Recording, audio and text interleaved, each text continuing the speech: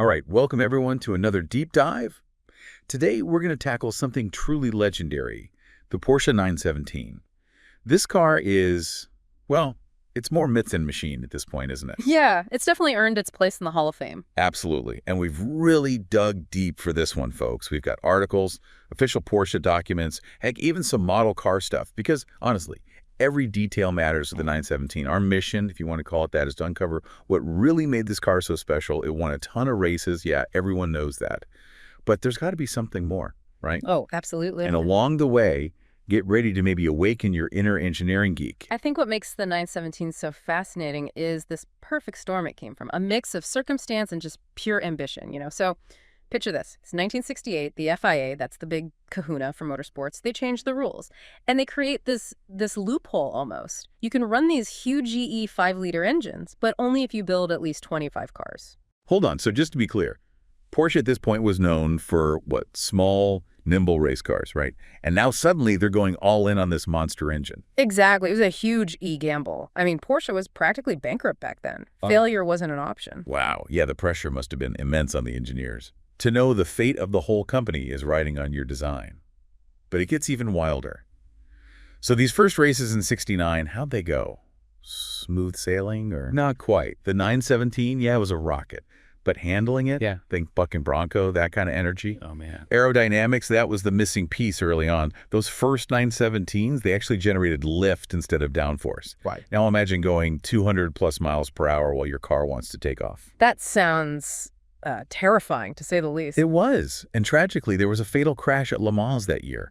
Really highlighted the dangers of pushing the limits. Yeah, a stark reminder of the risks these drivers took. But then things get really interesting during a test at the Österreichring in Austria. John Wyer's team, they were running the 917 program, and they noticed something strange. No dead bugs on the car's tail? It seems like such a small thing, right? But for John Horseman, Wyer's chief engineer, that was a light bulb moment. He realized the air wasn't flowing right over the back. That's what was causing the lift, making the car so unstable. So what'd they do? Scrap the whole thing and start over? Nope. They went full-on MacGyver, used some aluminum and tape, made this makeshift short tail right there in the pits. Wait, seriously, like that simple? It's wild, but it worked. This quick fix, they called it the 917K, the short tail, totally transformed the car. Unbelievable. From bucking Bronco to precision instrument. And then 1970. The 917K becomes this unstoppable force, winning almost every race it enters. Including Le Mans. Can't forget Le Mans. Hans Hermann and Richard Atwood battling through rain, even other Porsches, to get the brand's first overall win. That's got to be the highlight, right? Oh, for sure. But get this. Atwood was racing with the MUMPS. No way. Yeah, he could only drink milk for the entire 24 hours. Dedication is an understatement. Wow. To endure that race, feeling that sick, it just shows what this victory meant. Absolutely cemented the 917's legend. But Porsche, being Porsche, they didn't stop there. Always innovating, always refining. So you had all these fascinating variations popping up. Right. It wasn't just one 917. There was the 917LH, the long-tail version, built for sheer speed. Actually, it held the distance record at Le Mans for, what, like 40 years? Until 2010. Crazy, isn't it? And then there's the infamous Pink Pig, officially the 917-22. But it's the paint job that everyone remembers, right? Whole butcher's diagram on this cutting-edge race car. Gotta love Porsche's sense of humor. But seriously, all these different versions, it shows their commitment to pushing boundaries, not just technically, but visually, too. They weren't content with just winning. They wanted to redefine what a race car could be. Exactly. But of course, all good things. FIA rule changes eventually kicked the 917 out of the World Championship. So what did Porsche do? They set their sights on a new target, America's Can-Am series. And that's where they unleashed the ultimate 917, the 9773. Now, for those who might not know, what was the Can-Am series? Well, it was this wild, no-rules-barred racing championship in North America, known for these crazy, powerful cars and just legendary drivers. So Porsche went from one pressure cooker to another, huh? Yeah, pretty much. And they didn't just enter, they went all in. With the 91730, this thing was longer, wider than any 917 before, with a twin turbocharged 5.4-liter engine, up to 1,580 horsepower. Geez, a land-based rocket ship is more like it. No wonder they had to change the rules eventually, right? It dominated S so thoroughly that the organizers basically had to rewrite the rule book just to try and, I guess, level the playing field a little. Talk about a backhanded compliment. It just goes to show how far ahead of the game Porsche was with that 915.30. All right, but let's shift gears for a second. What happened to all these amazing cars after their racing days were over? I read somewhere that some 917s were actually made street legal. Is that true? It is. There are a handful of these legendary race cars out there cruising around with license plates. One owner even had to register his in Alabama because no one in Europe would touch it. Too wild for the road, I guess. No. Can you imagine pulling up next to a 917 at a stoplight? You'd probably think you were hallucinating. But speaking of appreciating these cars up close, you mentioned earlier something about an incredibly detailed model car, right? Oh, yeah. This is a 18-scale replica of a 917K, specifically chassis number 00, the actual car David Piper raced. This thing weighs 6 kilograms. That's heavier than some real car parts, isn't it? It's amazing, right? Really shows the dedication and craftsmanship that went into it. Totally. It makes you wonder what it would be like to actually drive one of these beasts. Well, funnily enough, one of the articles we dug up for this episode has a journalist recounting his experience driving a meticulously crafted replica 917. His verdict, terrifyingly good. Even in replica form, the raw power and, well, danger of these cars really shines through. That gives me chills just thinking about it. You know, this whole conversation about the 917's power and performance, it makes me think about the drivers who actually piloted these machines back in the day. I mean, they were pushing themselves in the cars to the absolute limit, weren't they? Oh, absolutely. Back then, drivers needed nerves of steel, lightning-fast reflexes, and this almost supernatural car control. It wasn't just about speed. It was about finesse, precision, managing a machine that was constantly on the edge. It's easy to forget about that side of motorsports sometimes, isn't it? The incredible skill and bravery of the individuals behind the wheel. They were as much a part of the 917's success as the engineering itself. 100%. And I think that brings us to a crucial point. The Porsche 917 is so much more than just a fast car or a collection of trophies. It's a symbol of ambition, innovation, this relentless pursuit of excellence, even when the odds are stacked against you.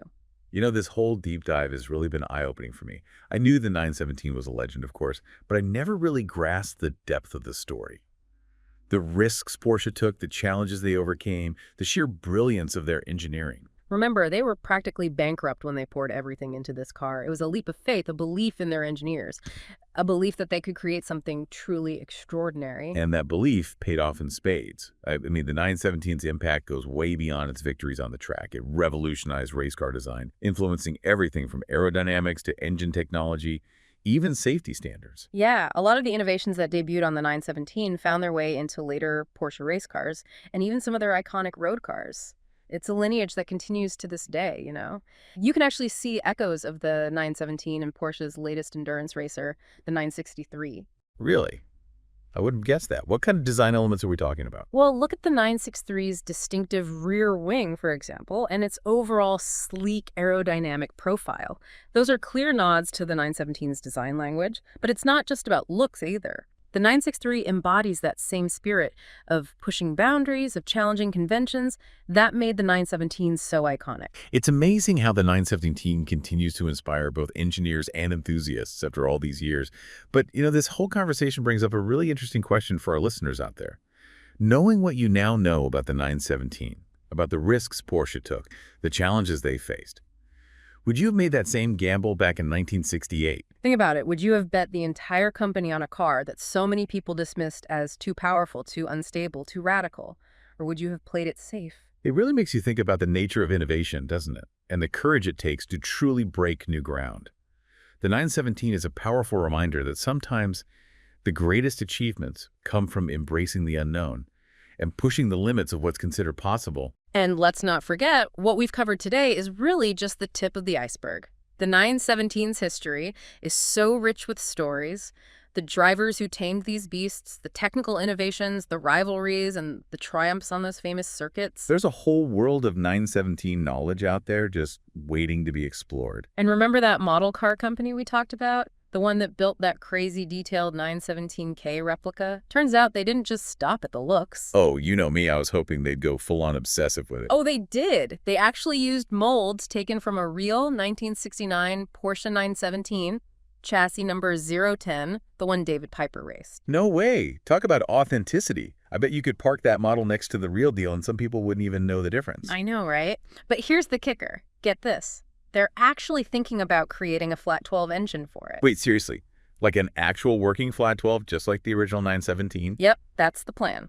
Now, obviously, it all depends on whether they can find enough, let's say, passionate buyers to make it worthwhile. Man, to experience that kind of power, that iconic sound, in a replica 917, that'd be something else. It would be special, that's for sure. But it's a good reminder that these cars, whether original or replicas, they're serious machines. You gotta respect them. Absolutely. And that brings us back to what we've been talking about all this time. The Porsche 917, it's not just about speed or winning. It's about this moment in time, a moment in motorsport history where boundaries were pushed and legends were born. It's a testament to human ingenuity, to that drive to push limits, to see what's possible, and that legacy, well, it's still going strong today. So whether you're a Porsche fanatic or just someone who loves a good story about innovation and pushing the envelope, the 917 is one worth remembering. And hey, who knows? Maybe someday you'll get to experience a 917 for yourself. In a museum, or maybe even, if you're really lucky, behind the wheel. Until then, keep exploring, keep learning, keep that passion for cars alive. We'll catch you folks on the next deep dive.